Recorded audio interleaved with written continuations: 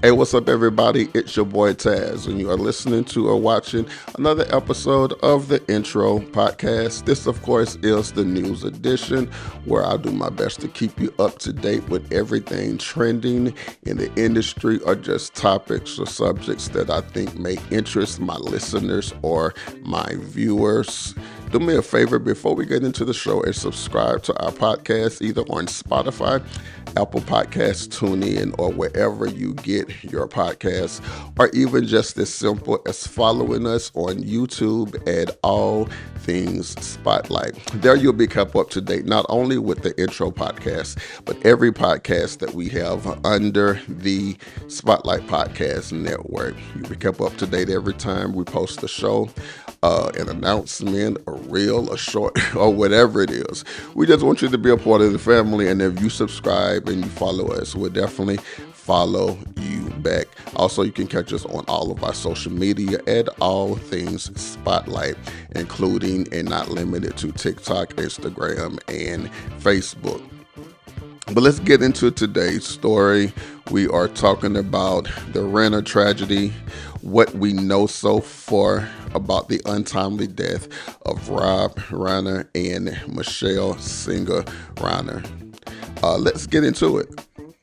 Robert Reiner, the acclaimed director behind When Harry Met Sally, A Few Good Men, and This Is Spinal Tap, and his wife, Michelle Singer Reiner, were found dead inside their Brentwood, Los Angeles homes on December 14th, 2025. Authorities immediately treated the case as an apparent homicide. Paramedics arrived around 3:30 p.m. and discovered both victims with what appeared to be stab wounds. Within 24 hours, LAPD announced that the couple's son, Nick Reiner, age 32, had been taken into custody and booked on suspicion of murder. He was initially held on a $4 million bail, which later ended up in no bail at all. Police stated that Nick was responsible for their death. A press conference from Los Angeles County District Attorney Office was scheduled to outline the charges and next steps in the case. The couple's daughter, Romy Reiner, discovered the bodies.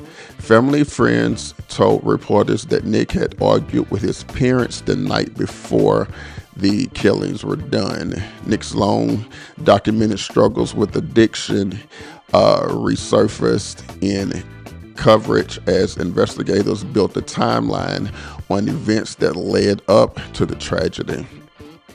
Hollywood figures and political leaders expressed shock and grief. California's Governor Gavin Newsom and Los Angeles Mayor Kevin Bass both issued statements acknowledging the loss and praising Reiner's cultural impact. Tributes from actors poured in as the entertainment community processed the news. Reiner career spanned decades, from Emmy-winning acting on All in the Family to directing some of the most iconic films of the last 40 years.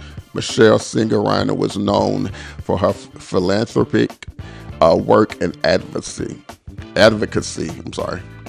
Their deaths mark one of the most shocking tragedies in recent history. We pray and we send our condolences to the family. Just in case, I'm not making it an excuse or okaying it in any way, but if in fact this son was dealing with mental issues, this is why mental health is so important. That's why sitting down with counselors is so important.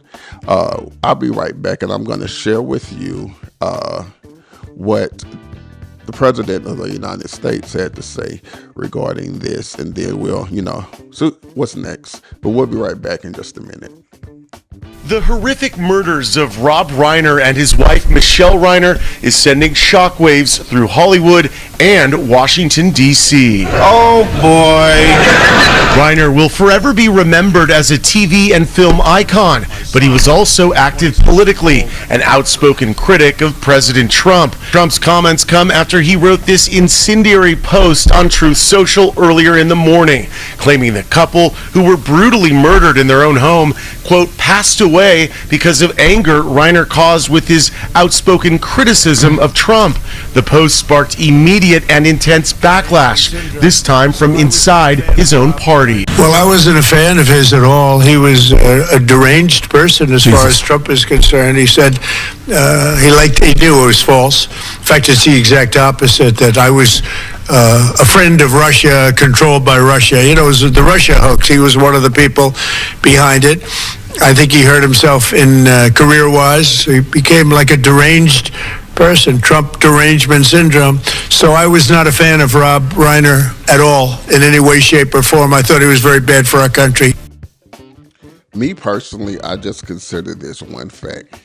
If you are not a Trump fan, if you don't support his ideology, if you don't support everything that he's putting into office, you're automatically an enemy. I remember whenever, right around the death of the Kirk guy, he was at the funeral and he talking about his enemies or his opposers or whatever. He was like, I can't stand them. I hate my adversaries, or whatever the word was.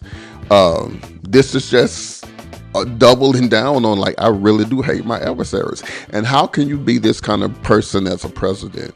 What message are you sending to your supporters whenever you say that this person died because of him just not supporting you, pretty much, or him having negative things or negative thoughts about you? What are you signaling to your supporters on other people who are not supporting you, that they would want to go out and do something to somebody else that's not a Trumper? And you have to think about this. This particular murder was not done by somebody outside of the home. This was done by a son, which means at any given moment, a person can crack, and a person can go from being the most nicest, understanding, or even with whatever they're dealing with. Like, you never know when a person's going to crash out. This young man crashed out, and of course, you know, with the whole addiction and mental health, or whatever they're going to try to use to help him with this case or whatever. But Trump, you have to understand, and viewer that may feel the same way that Trump feels about this situation.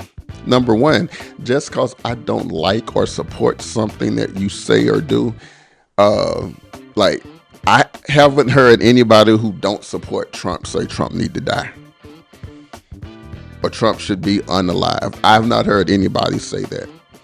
So it surprises me that as the president of the United States, this is your thoughts about people who don't like, support, and want to live by everything that you say. Because you have to understand, Trump definitely has supporters. No lie. He have supporters out the wazoo. But he also have people who really don't believe and support the things that he's saying or doing. What happens to those people?